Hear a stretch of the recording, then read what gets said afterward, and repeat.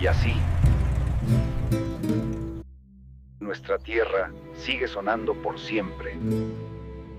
Bienvenidos a El Hampa Bruta, el canal donde las leyendas del crimen se enfrentan con la historia real. Hoy no hablaremos de capos ni de cárteles. Vamos a hablar de algo mucho más profundo. Una cultura, una forma de vida que nació del abandono, de la necesidad y del ingenio de un pueblo que aprendió a sobrevivir sin el Estado.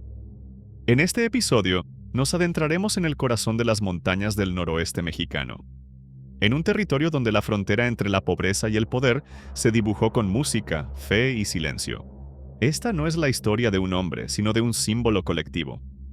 La narcocultura, un fenómeno que comenzó mucho antes de las mansiones, los corridos modernos y los titulares de prensa. Aquí, en El Hampa Bruta, no glorificamos el crimen ni la violencia.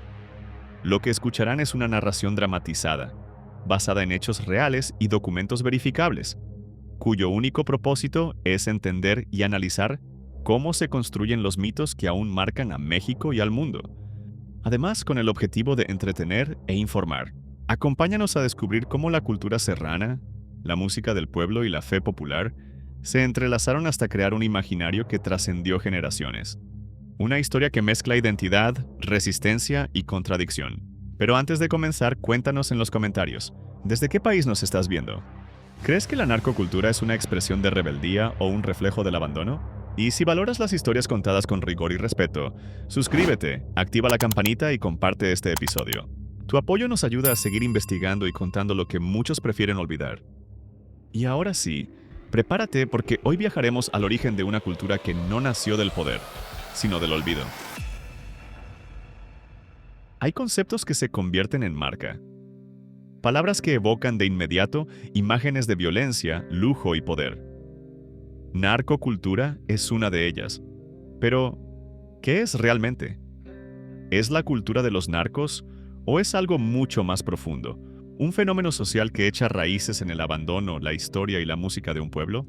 Para responder a esta pregunta, debemos despojarnos de los prejuicios. Porque la narcocultura no nace en la ostentación de los años 80. Sus orígenes son mucho más antiguos y humildes, arraigados en la tierra y en el espíritu de la sierra. Como han señalado antropólogos como Luis Astorga, cuando el Estado se ausenta, las comunidades crean su propio sistema simbólico de poder, sus propios códigos de justicia y sus propios héroes. En este primer capítulo de nuestra serie, viajaremos al corazón de ese sistema simbólico. Nos adentraremos en la geografía y la historia para responder una pregunta fundamental.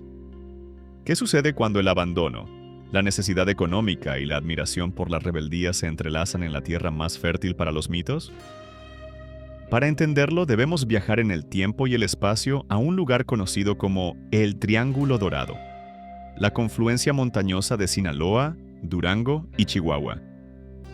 Una región de belleza indómita y, durante décadas, olvidada por el gobierno central. Aquí la única ley era la de la supervivencia, la única autoridad, la del respeto ganado a pulso.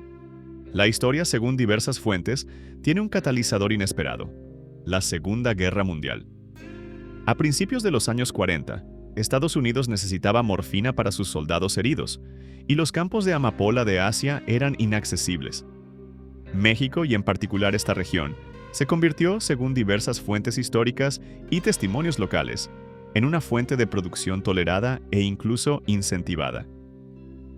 Para los campesinos de la sierra, la siembra de la adormidera no era una decisión moral, sino una oportunidad económica en un lugar donde no existían otras. Era un trabajo duro, un negocio arriesgado, pero honesto a los ojos de la comunidad.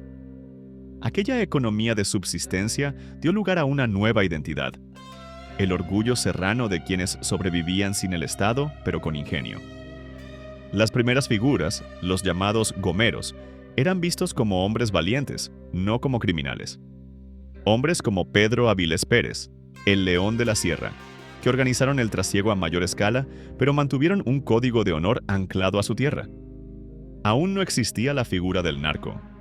Existía el contrabandista, el hombre de la sierra, y ese hombre necesitaba una banda sonora para contar su historia. El primer pilar de la narcocultura no es un arma ni una droga. Es un instrumento musical. Es el corrido. Durante más de un siglo, el corrido ha sido el noticiero del pueblo, la crónica oral que narraba las hazañas de los héroes de la Revolución Mexicana, que desafiaban al poder. Era lógico que este mismo género se adaptara para contar las historias de los nuevos rebeldes, los que burlaban a los rinches en la frontera. Inicialmente, estos corridos de contrabando mantenían un tono de moraleja, como en la famosa historia de Contrabando y Traición, donde la traición amorosa termina en tragedia. Pero poco a poco, el enfoque cambió. La tragedia dio paso a la celebración de la astucia. El protagonista ya no era una víctima del destino, sino el arquitecto de su propio éxito. Un antihéroe que, con valor e inteligencia, lograba torcerle el brazo a la ley. Y es aquí donde la crónica popular se transforma en un himno identitario. Figuras como los Tigres del Norte tomaron estas narrativas locales y, gracias al poder de la radio y los casetes, las convirtieron en éxitos internacionales. El corrido dejó de ser solo música de cantina, para convertirse en el primer gran vehículo mediático que exportó los códigos y valores de la sierra al resto del país y más allá de la frontera. Para la década de los 70 y 80, el escenario cambió drásticamente. El aumento exponencial del consumo de sustancias en Estados Unidos transformó la economía de subsistencia en un negocio de miles de millones de dólares. El poder ya no se medía en respeto, sino en efectivo. Y con ese cambio llegó una nueva generación, la del Grupo de Guadalajara. Ellos protagonizaron una ruptura cultural fundamental, el paso de la discreción del serrano a la ostentación como lenguaje de poder. Las cadenas de oro, las esclavas de diamantes, las camionetas del año, no eran simple vanidad, eran un mensaje que decía, nosotros tenemos el éxito que el sistema les negó. Y los medios de comunicación de la época se convirtieron en el gran altavoz de este nuevo arquetipo. Publicaciones populares de nota roja como la revista Alarma comenzaron a retratar sus capturas y excesos no solo como crimen, sino como espectáculo. Por primera vez, el traficante tenía un rostro público, una estética y una leyenda que comenzaba a fascinar y a ser imitada. Pero para consolidar un mito, la música y el dinero no son suficientes. Se necesita fe.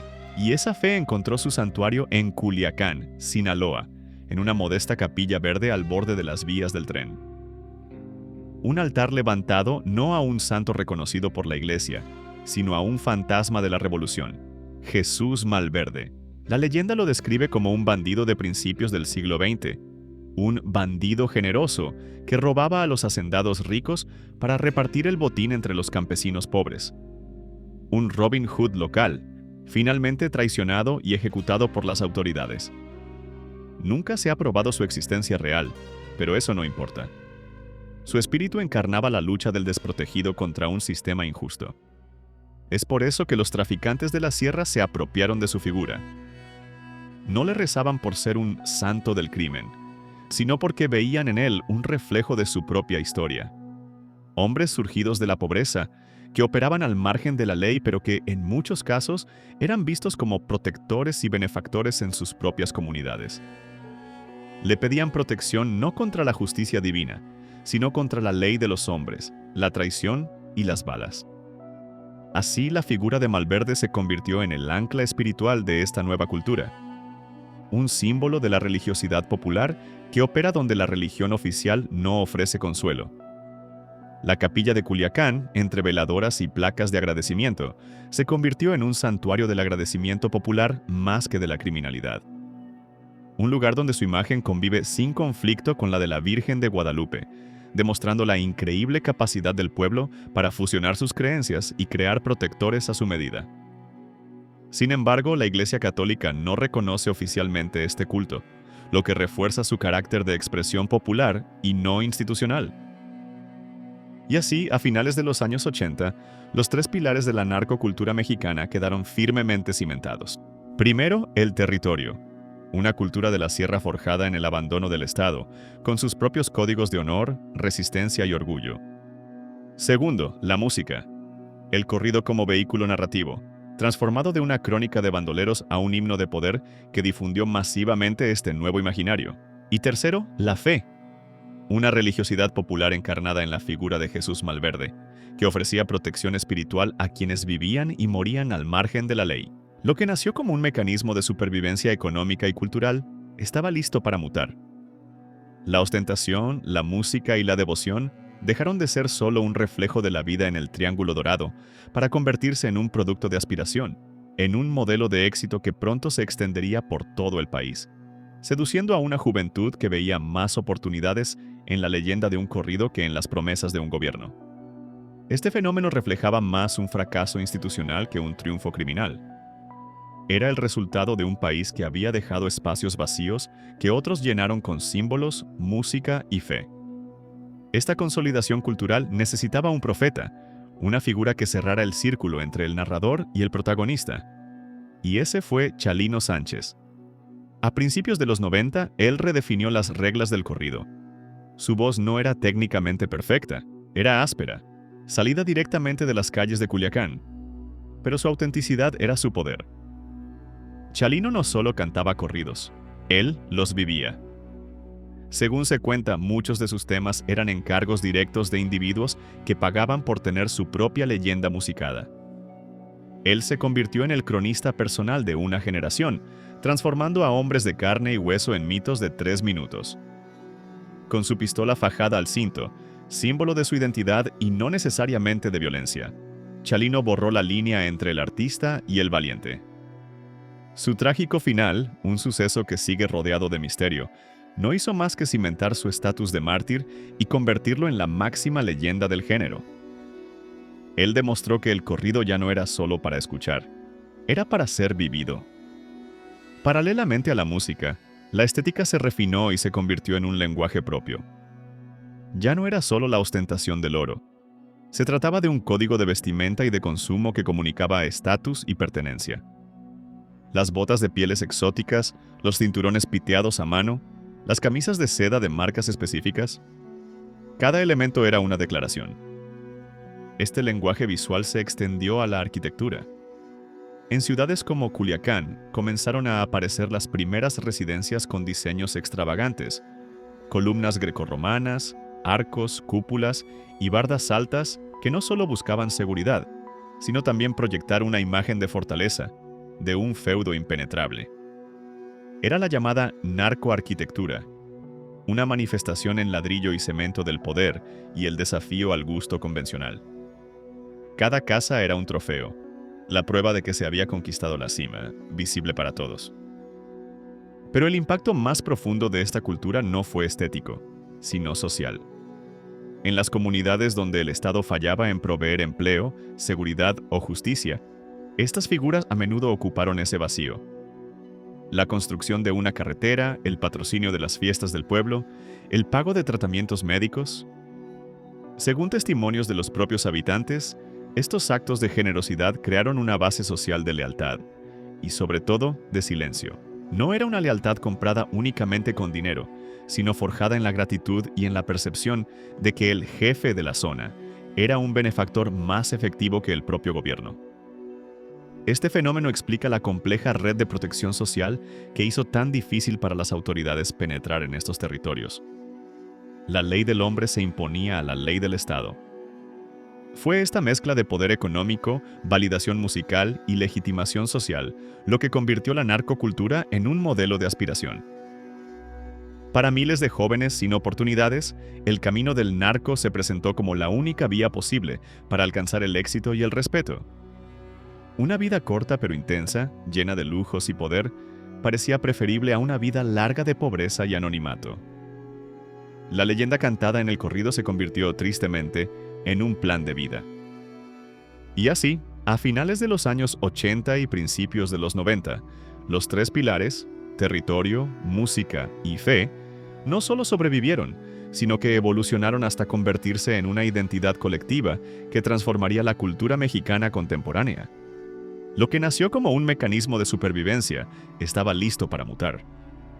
La ostentación, la música y la devoción dejaron de ser solo un reflejo de la vida en el Triángulo Dorado para convertirse en un producto cultural de aspiración. Las bases estaban sentadas. Lo que nació en la Sierra de Sinaloa estaba a punto de cruzar fronteras, no solo en cargamentos, sino en las ondas de la radio y las pantallas de televisión, transformándose en un producto de exportación cultural que llegaría a todo el mundo. Pero esa es otra historia. La narcocultura no surgió del lujo ni del poder, sino del abandono. De comunidades olvidadas que aprendieron a sobrevivir donde el Estado no llegó y que con el tiempo confundieron la astucia con el éxito y la impunidad con respeto. Detrás de cada corrido y cada mito hay una verdad más amarga. El crimen nunca es cultura, aunque se disfrace de ella. Es la historia de un país que convirtió la desesperanza en identidad y de una sociedad que, entre la fe y la violencia, sigue buscando justicia y dignidad. Gracias por acompañarnos en este viaje por el origen de un fenómeno complejo. Si valoras las historias contadas con rigor y respeto, suscríbete, comparte y déjanos tu opinión. ¿Crees que la narcocultura puede desaparecer algún día? ¿O ya forma parte de nuestra historia? Nos vemos en el próximo capítulo de El Hampa Bruta, donde seguiremos desenterrando los relatos que la historia quiso ocultar. Y recuerda que comprender no es justificar. Hasta entonces.